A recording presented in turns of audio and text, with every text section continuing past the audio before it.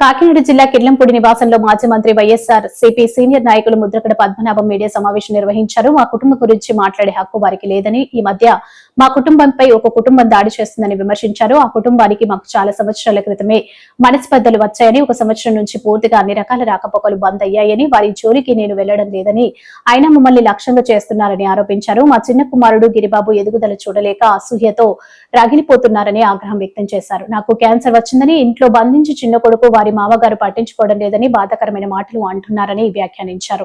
నా కుమారుడు గిరినే కాదు, నా మనవళ్లను కూడా రాజకీయాల్లోకి తీసుకువచ్చి ముఖ్యమంత్రి స్థాయి వరకు తీసుకెళ్తా అని స్పష్టం చేశారు. ఇకనైనా మీ అపాయింట్మెంట్లు చీఫ్ పబ్లిసిటీ కోసం దిగజారి బ్రతకండి అని హితవు పలికారు. ఈ మధ్య మా కుటుంబంపై కుటుంబం దాడి చేస్తున్న సంగతి మీకు తెలుసు. ఆ కుటుంబానికి మాకు చాలా సంవత్సరాల క్రితమే మనస్పర్ధలు వచ్చేయండి.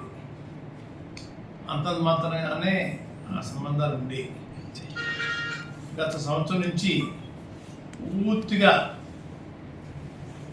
దూరం అయిపోయామండి. రాకపోకలు పూర్తిగా స్తంభించిపోయాయండి. అయ్యా, మమ్మల్ని నిత్యం టార్గెట్ చేస్తామన్నారు. బిందులు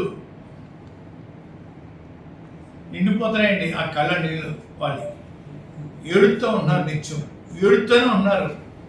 మా అబ్బాయి గిరి ఎదుగుదల గురించి నిత్యం ఏడుస్తూనే ఉంటున్నారు. అయ్యా, వాళ్ళలా పోతున్నారు, రగిలిపోతున్నారండి. అయ్యా, వాళ్ళకి వచ్చే పోయికాలం ఏంటో తెలియదు. నా కొడుకు రాజకీయంగా పైకి వచ్చి తప్ప ఏమన్నా వాళ్ళు ఏమన్నా డబ్బులు అడిగామా, వాళ్ళ సాయం కోరామా? ఏమీ లేదే. వాళ్ళ సంబంధం ఏంటని అడుగు